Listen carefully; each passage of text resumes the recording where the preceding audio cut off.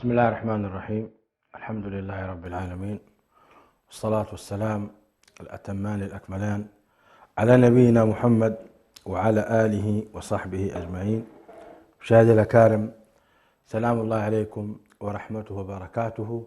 أهلا وسهلا ومرحبا بكم في برنامجكم رسالة سلام.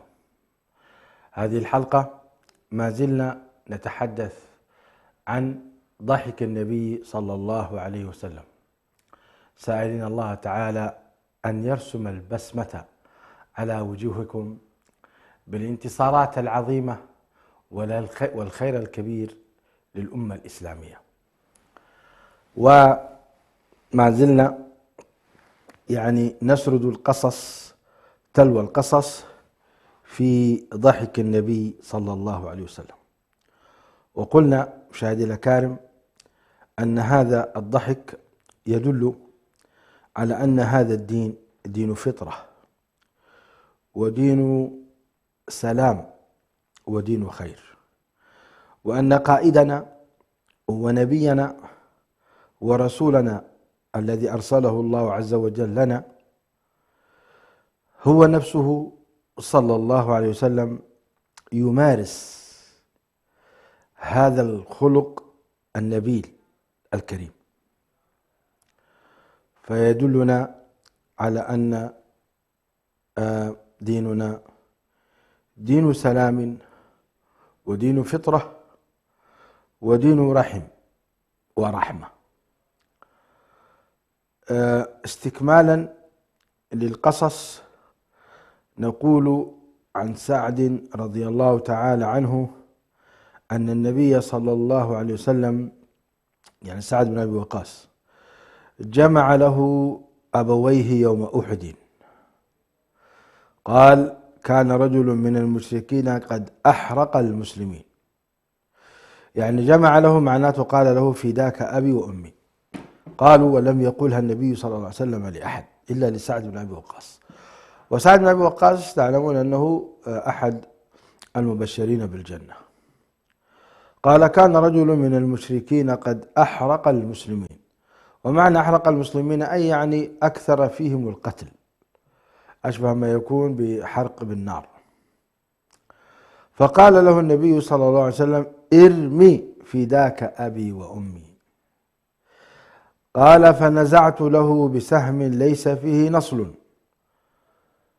فأصبت جنبه فسقط فانكشفت عورته، فضحك رسول الله صلى الله عليه وسلم حتى نظرت إلى نواجذه.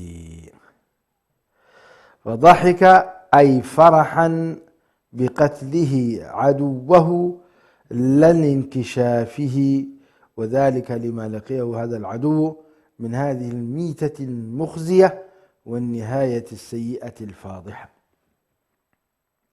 هذا موقف من المواقف التي ضحك فيها النبي صلى الله عليه وسلم من هذا الرجل، سواء ضحك من انكشاف عورته لأنها ميتة مخزية، أو أنه ضحك صلى الله عليه وسلم من قتله هو نفسه. وإن كان المعلقون يرى أن الضحك كان من أجل قتله، لكن هو قتل وشامل لهذه الميتة المخزية، نسأل الله السلامة والعافية.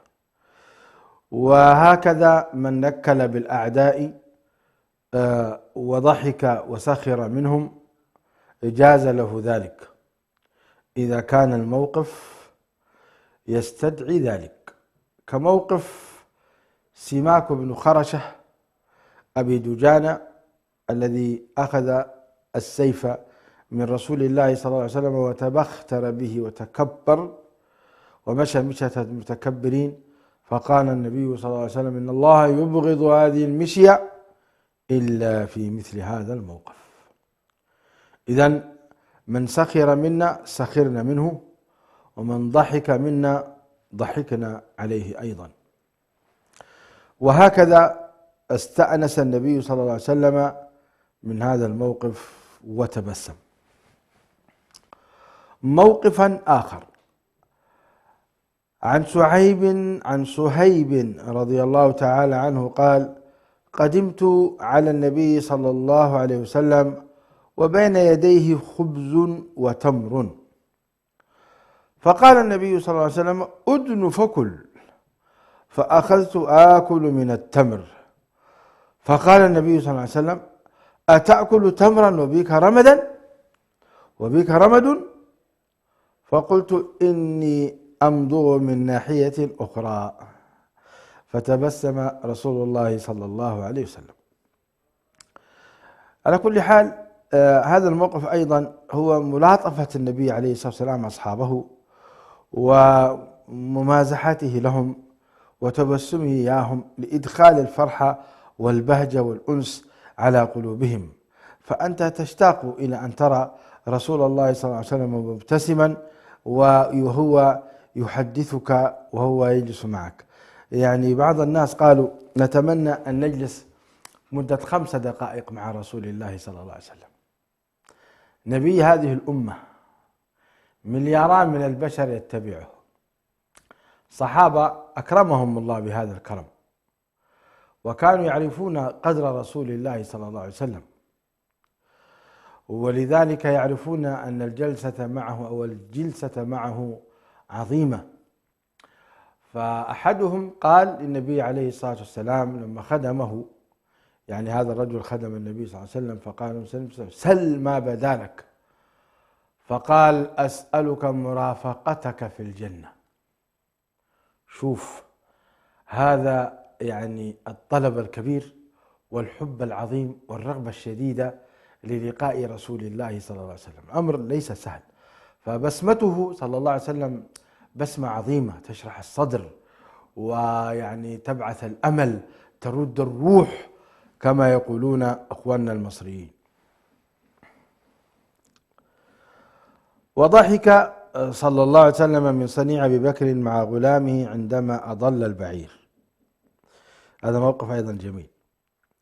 فعن أسماء بنت أبي بكر رضي الله تعالى عنها قالت: خرجنا مع رسول الله صلى الله عليه وسلم حجاجا حتى إذا كنا بالعرج، يعني منطقة قريبة من مكة والمدينة، نزل رسول الله صلى الله عليه وسلم ونزلنا، يعني استراحة.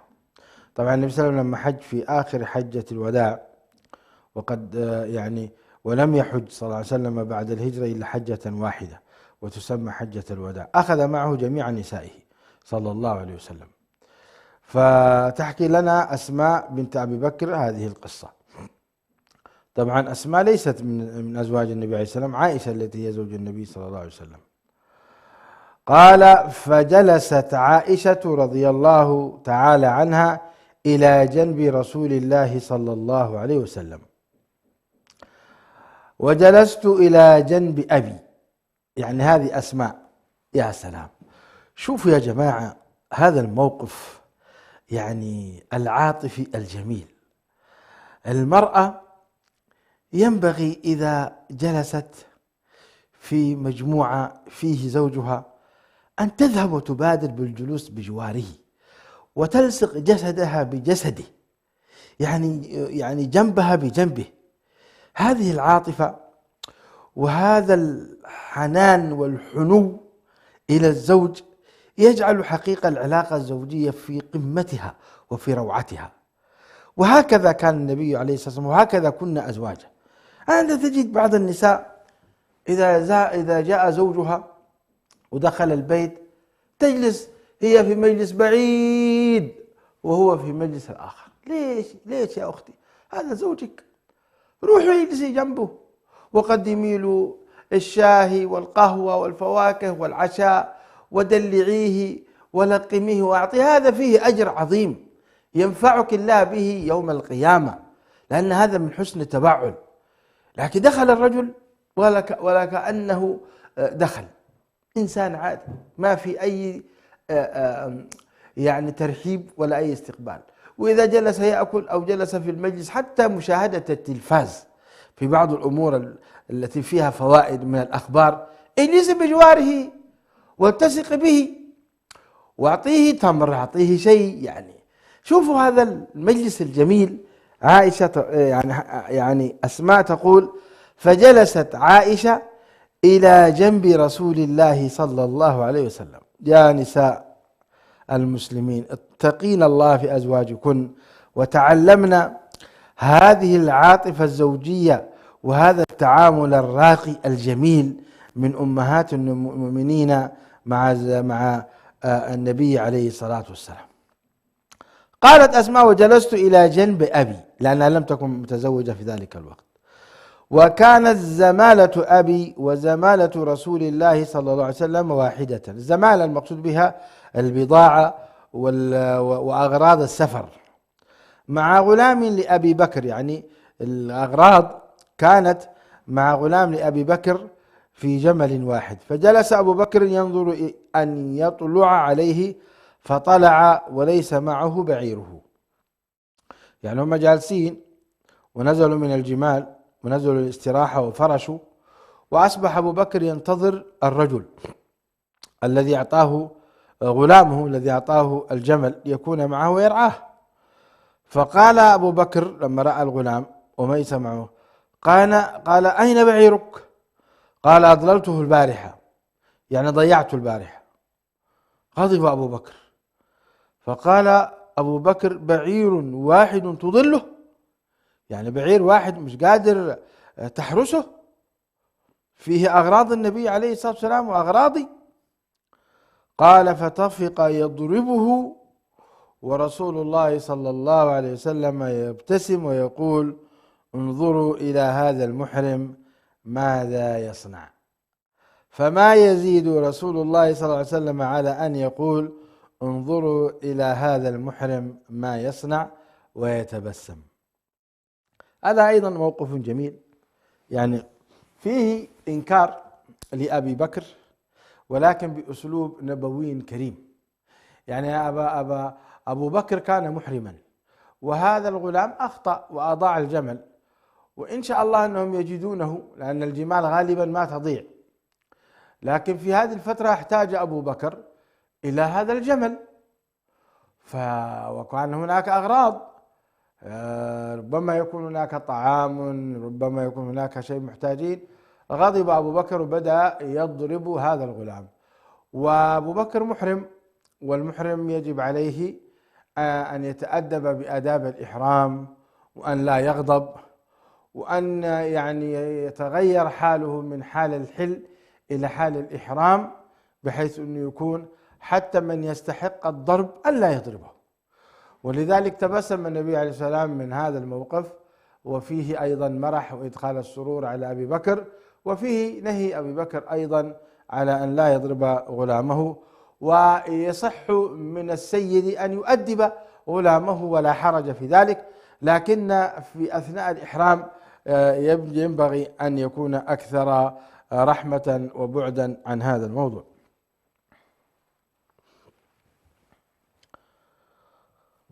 وضحك النبي صلى الله عليه وسلم من فتنة البدوي وجوابه.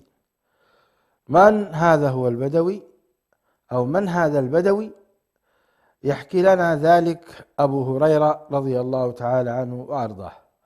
عن أبي هريرة رضي الله تعالى عنه أن النبي صلى الله عليه وسلم كان يوما يحدث وعنده رجل من أهل البادية أن رجلا من أهل الجنة استأذن ربه في الزرع، فقال له: ألست فيما شئت؟ قال: بلى، ولكني أحب أن أزرع.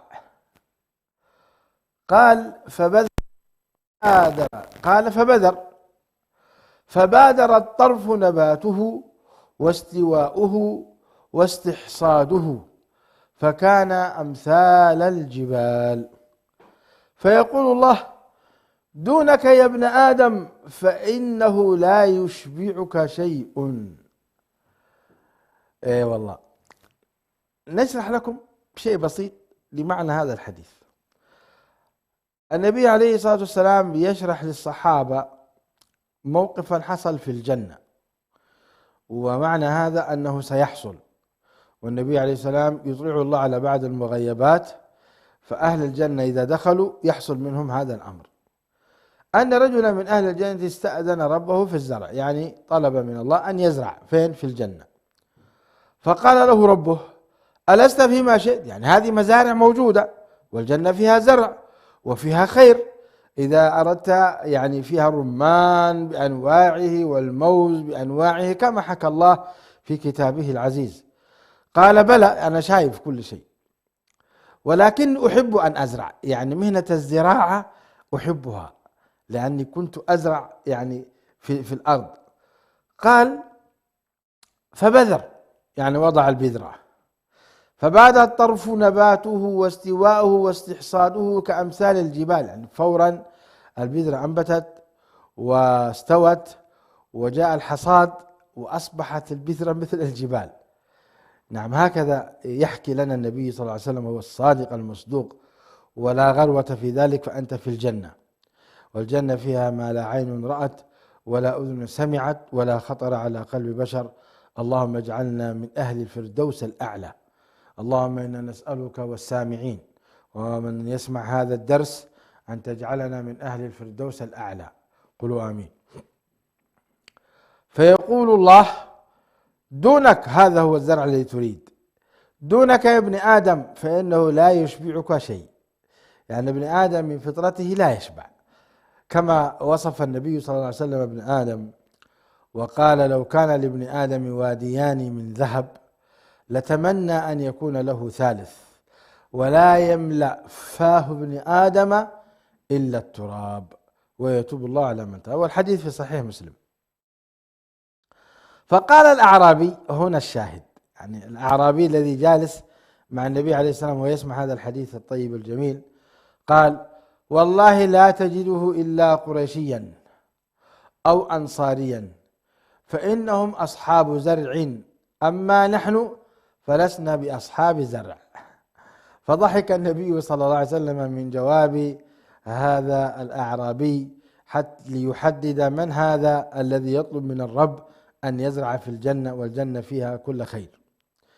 يعني فمن فطرة هذا الرجل أنه قال والله يا رسول الله هذا إما قريشي وإما أنصاري.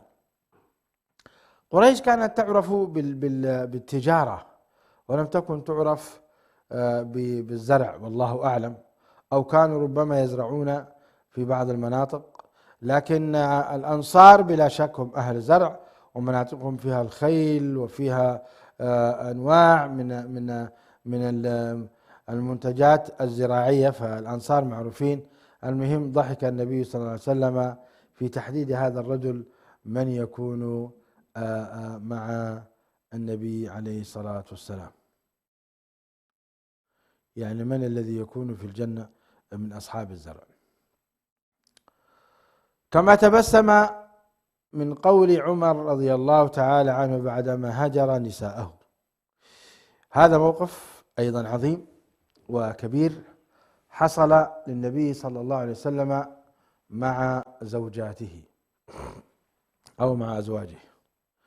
عن عبد الله بن عباس رضي الله تعالى عنهما أنه قال لعمر رضي الله تعالى عنه يا أمير المؤمنين، من المرأتان من أزواج النبي صلى الله عليه وسلم اللتان قال الله عز وجل فيهما إن تتوبا إلى الله فقد صغت قلوبكما؟ فقال وعجبي لك يا ابن عباس، عائشة وحفصة. ثم استقبل عمر الحديث يسوقه، ثم ساق الحديث إلى أن قال، يعني نحن الآن نأتي بالشاهد، شاهد الضحك.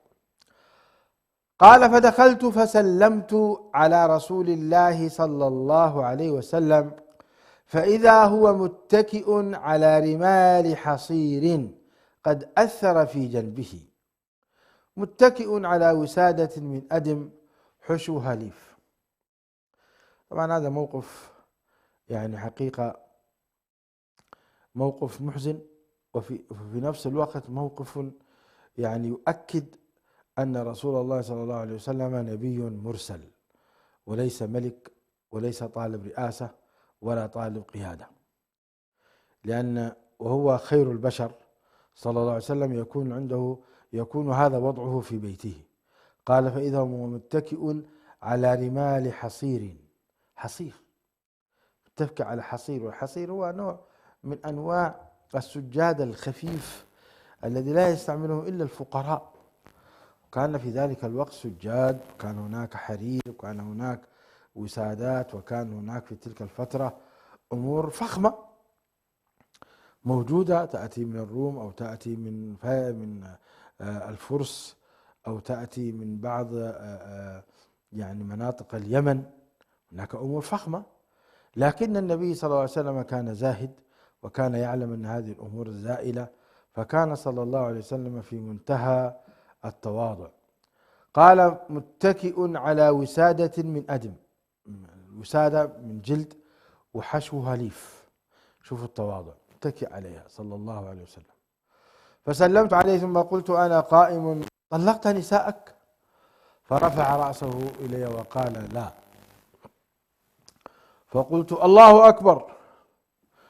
ثم قلت: وأنا قائم أستأنس، لو رأيتنا يا رسول الله، وكنا معشر قريش قوما نغلب النساء، فلما قدمنا المدينة وجدنا قوما تغلبهم نساؤهم، فطفق نساؤنا يتعلمن من نسائهم، فتغضبت على امرأتي يوما فإذا هي تراجعني، فأنكرت أن تراجعني، فقالت: ما تنكر أن أراجعك، فوالله إن أزواج النبي صلى الله عليه وسلم لا يراجعنه، وتهجره إحداهن اليوم إلى الليل. عجبا عجبا والله إلى هذا الكلام. فقلت: قد خابت من فعل ذلك منهن وخسر، أفتأمن إحداهن أن يغضب الله عليها لغضب رسول الله صلى الله عليه وسلم، فإذا هي قد هلكت. فتبسم رسول الله صلى الله عليه وسلم. هذا الحديث الممتع من عمر بن الخطاب، وهو الشديد القوي رضي الله عنه وأرضاه، مع النبي عليه الصلاة والسلام، يريد أن يؤانسه، ويريد أن يعني يشرح صدره، فكان منه هذا الحديث. فتبسم النبي عليه الصلاة والسلام من هذا الكلام الذي هو واقع الصحابة مع الزوجات، وهذا أيضا حاصل في كثير من البيوت. هناك الزوجات، بعض الزوجات هن المسيطرات على البيت، فتجدها تأمر وتنهى وزوجها مطاوع لها، وهناك يعني نساء مغلوب على أمرها، يعني وهذا الأمر الطبيعي أن الزوج هو الذي يأمر وينهى، لكن التوازن هو المطلوب في مثل هذه الأمور. فالمرأة يعني تقوم بواجبها في بيتها، فتغير البيت ويعني ترتبه، ولا يتدخل الزوج، لأن هذه أمور داخل البيت. وإذا كان بيتها صغير أو كبير أو قصر، هي ملكة ذلك البيت. وأما في الشؤون الخارجية فالرجل هو الذي حقيقة يقوم به. فالخلاف في بعض الأمور، لا تجيب لنا فواكه، تجيب لنا مثلا خضار، لا تجيب لنا لبن كثير عندنا، تجيب لنا مثلا حليب، لا تجيب لنا يعني أشياء كثرت قلت، يعني مثل هذه الأمور لا ينبغي أن يكون هناك فيه خلاف بين النساء وبين أزواجهن. فتبسم النبي عليه الصلاة والسلام على كل حال لهذا الموقف، واستمر عمر ويؤانس النبي عليه الصلاة والسلام. ثم قلت: لو رأيتني ودخلت على حفصة فقلت: لا يغرنك أن كانت جارتك هي أوضأ منك وأحب إلى النبي صلى الله عليه وسلم منك. يعني يقول عمر لحفصة ابنته، يعني لا يغرنك أن ودخلت على حفصة فقلت: لا يغرنك أن كانت جارتك هي أوضأ منك. فكأنه يقول: لا تغترين بحالك، فإن عائشة يعني لها مقام، فعائشة يعني لا تجرك إلى مثلا التمرد على رسول الله صلى الله عليه وسلم، أو رفع الصوت عليه أو شيء من هذا القبيل، بسبب تمرد عائشة مثلا، أو بسبب تجاوزها عن الحد، فإن عائشة أجمل منك جمالا، وهذا دليل على أن الجمال مؤثر. يا سلام!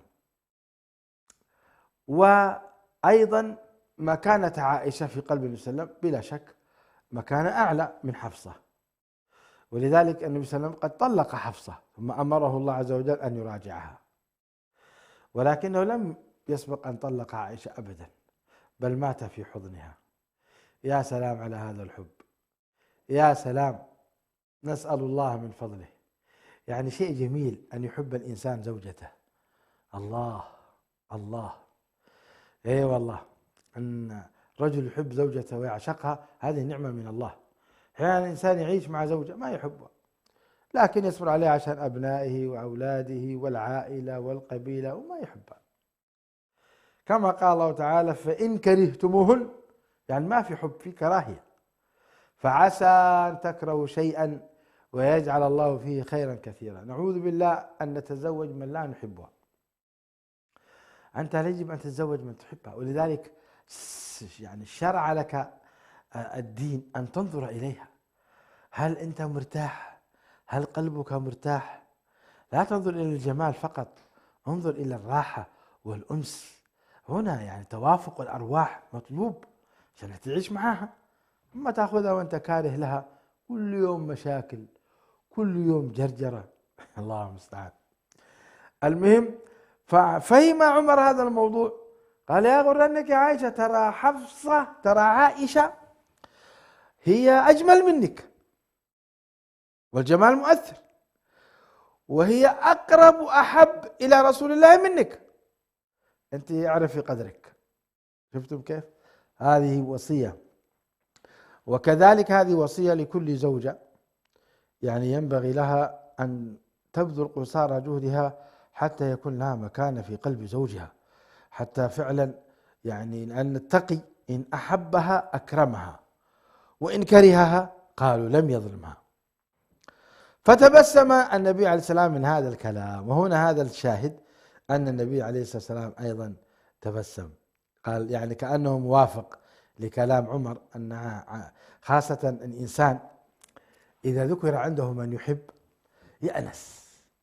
يعني إذا ذكر عندك مثلا، يعني إذا ذكرت عندك أسماء الله عز وجل الحسنى أنت تفرح، وإذا ذكر النبي صلى الله عليه وسلم أنت أيضا تفرح وتصلي عليه، وإذا ذكر الصحابة الكرام وأهل الجنة تنبسط، يعني تطيب المجالس بذكرهم، وإذا ذكرت زوجتك التي أنت تحبها أنت تفرح.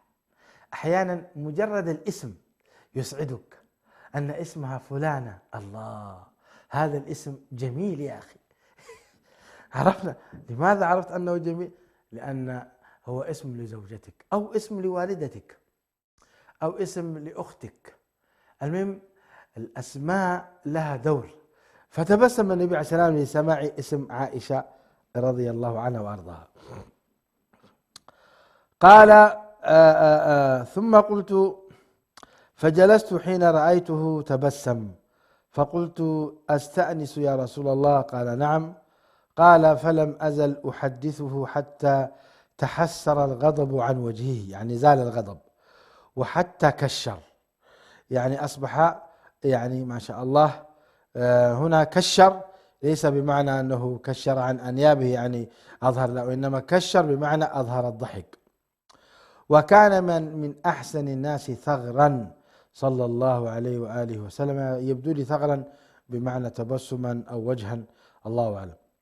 قال: فجلست فرفعت رأسي في البيت، فوالله ما رأيت فيه شيئا يرد البصر، الله، إلا أهبا ثلاثة. أهبا، والإهاب هو نوع من أنواع الجلد، يعني هو نوع من أنواع الجلد. يعني يقول: أنا جلست في بيت النبي عليه الصلاة والسلام، قعدت ألتفت في البيت، هي أصلا غرفة واحدة، مساحة 16 ذراعا في 8 أذرع، والذراع هو تقريبا نصف متر، 16 ذراعا يعني حوالي 8 أمتار في 8 أذرع، يعني في 4. هذا بيت النبي عليه الصلاة والسلام، 8 أمتار في 4. ولما مات النبي عليه الصلاة والسلام ومات أبو بكر ومات عمر، قسمت عائشة البيت إلى قسمين: جزء فيه زوجها وأبوها وخليفة رسول الله صلى الله عليه وسلم أمير المؤمنين عمر. قسمت البيت وعاشت في الجزء الذي كان فارغا. وقد دخل بعض الإخوة في حجرة النبي عليه السلام في الفترة القريبة هذه، ورأوا ووجدوا أمتعة عائشة التي كانت تطبخ فيه، إلى الآن موجودة محفوظة في الحفظ والصون. وكانت القبور بعيدة عن جهة القبلة، وكانت عائشة رضي الله عنها وارضاها تصلي باتجاه القبلة لا باتجاه القبور. الشاهد أن هذا البيت كان فيه أدم، 3 أدم، يعني 3 أمور من الجلد، وفيه حصير وفيه قربة وفيه قدح وفيه طست. هذا كان متاع النبي عليه الصلاة والسلام. اللهم صل وسلم وبارك على نبينا محمد. اللهم لا تجعل يعني الدنيا أكبر همنا ولا مبلغ علمنا. أنت لو تدخل الآن بيوتنا وتدخل غرف النوم وتشوف غرف النوم إيطالية وأسبانية وتركية، وتشوف غرف النوم بأنواعها وأشكالها، وهذه الغرف النوم تتبدل كل عام أو كل عامين، غير لي غرفة نوم، غير لي غرفة نوم، وتغير لها المطبخ وتغير لها غرفة نوم وتغير لها يعني. وهذا وضع النبي عليه الصلاة والسلام. الله المستعان. نسأل الله أن يعفو عنا جميعا، يعني نسأل الله أن يعفو عنا جميعا. ودخل دخل عمر بن الخطاب على بيت أبي عبيدة رضي الله عنه وأرضاه، فشهق وبكى وقال: كلنا يعني أخذتنا الدنيا إلا أبا عبيدة، ولم يجد في بيته شيء إلا سجاد يصلي عليه. إيش الزهد هذا؟ إيش الرغبة عن الدنيا والإقبال على الآخرة؟ اللهم ارضى عن صحابة رسولك، اللهم اجعلنا نقتدي بهم ونسير على منهجهم، لأن هذه الدنيا فانية يا إخواني. يا كم سنوات إن عشنا، في النهاية قبر هو الذي يضمك، هو بيتك. هذا القبر إن ملأته بعمل صالح أنت ترى الجنة، ترى مقعدك، ترى قصرك، ترى كل شيء في القبر. نعم، وتشعر بسعادة وأنس، وتشعر ما بين العصر إلى الظهر فقط، ثم بعد ذلك تقوم الساعة، ما تشعر رغم أنها تمر سنوات طويلة، ولكن سيستم الآخرة البرزخ يختلف عن سيستم الدنيا، سبحان الله. لذلك الرجل إذا دخل يقول: يبي أقم الساعة أقم الساعة، فيشعر ما بين الظهر والعصر، كما صح ذلك عن رسول الله. أما الكافر فيشعر بزمن طويل ومرزبة على رأسه، ويعذب، نسأل الله العافية والسلامة، في قبره، ويكون في رعب شديد، ويقول: ربي لا تقم الساعة، ربي لا تقم الساعة. شاهد النبي عليه السلام هذا بيته فيه كامل التواضع وفيه حقيقة، وهذا دليل صدقه صلى الله عليه وآله وسلم. فقلت: ادعو الله يا رسول الله، يا رسول الله أن يوسع على أمتك، فقد وسع على فارس والروم وهم لا يعبدون الله. فاستوى جالسا ثم قال: أفي شك أنت يا ابن الخطاب؟ أولئك قوم عجلت لهم طيباتهم في الحياة الدنيا. فقلت: استغفر لي يا رسول الله. وكان أقسم أن لا يدخل عليهن شهرا من شدة موجدته عليهن، حتى عاتبه الله عز وجل بالآية الكريمة: يا أيها النبي لما تحرم يا أيها النبي لما تحرم ما أحل الله لك. أظن الآية أنا مخطئ فيها. على كل حال دقيقة، اللي هي عتاب الله عز وجل لنبيه صلى الله عليه وسلم: يا أيها النبي لما تحرم ما أحل الله لك تبتغي مرضات أزواجك. أيوة، يعني أنا صحيح، ليش كده تهددوني؟ خفت منكم. خلينا نراجع بداية آية التحريم. آية التحريم معروفة، يا سلام يا أيها النبي لما تحرم ما أحل الله لك تبتغي مرضات أزواجك والله غفور رحيم قد فرض الله لكم تحلة أيمانكم والله مولاكم وهو العليم الحكيم. وشوف سبحان الله إلى غضب النبي صلى الله عليه وسلم من زوجاته إلى أي حد وصل. وأحيانا يعني فعلا أنت تحتاج حين الغضب بدل أن تطلق أو يحصل معك يعني تصرف تندم عليه، اخرج من البيت، اخرج من البيت حتى تهدأ نفسك ويذهب الشيطان. وهذا هو فعل النبي صلى الله عليه وسلم، غضب فخرج من البيت وهاجرهن شهرا وجالس في المسجد صلى الله عليه وسلم، يعني جعلت له قبة في داخل النبي عليه الصلاة والسلام في داخل المسجد 29 يوما بالضبط.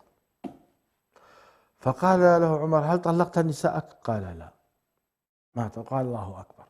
الحمد لله. الطلاق فيه إشكال كبير على المرأة، كسرها تنكسر المرأة إذا طلقت، والبيت يعني يحصل له هدم ويحصل له بلاء والأولاد يشتتون. يعني أبغض الحلال عند الله الطلاق، احذروا من الطلاق. طلاق لم يشرع لهدم البيوت، الطلاق شرع إذا ما في توافق، إذا كان يعني الزواج يسبب عذاب للزوجين، خلاص يا أخي طلقها في حالة عذاب. لكن خلافات بسيطة، أمور بسيطة، يعني قضايا بسيطة لا تؤدي إلى الطلاق، وإنما هو الصبر والاحتساب. مشاهدينا الأكارم، هذا كان آخر قصة نوضح فيها موقف عمر بن الخطاب، كيف أنه آنس رسول الله صلى الله عليه وسلم وكان النبي عليه السلام غاضب جدا فتبسم. وهكذا يشرع للإنسان إذا رأى أخاه يعني غاضبا أن يؤانسه، أن يضحكه، وأن يعني يذكر له بعض الأمور. وينبغي للطرف الآخر أيضا لا يقول لا أريد أن أكلم أحد، لا تجيبوا لي أحد، لا، يعني ينبغي أن يقبل. وليس كل أحد يقبل الحديث من الآخر، يعني هناك أناس مفاتيح القلوب فعلا، فأنت تحاول تقول الله أنا لو دخلت حيطردني لكن دخلوا فلان عليه إن شاء الله أنه يقبله، يعني لأنه يحبه كثيرا، أنت تجيب له أحب الناس إليه. اللهم صل وسلم وبارك على سيدنا ونبينا محمد. سلام الله عليكم ورحمته وبركاته. نسأل الله تعالى أن يجمعنا بنبينا الكريم في الجنة، إنه ولي ذلك والقادر عليه. اللهم صل وسلم وبارك وأنعم مرة أخرى وثالثة وألف المليارات من الصلاة عليه صلى الله عليه وسلم. شكرا لكم وإلى اللقاء.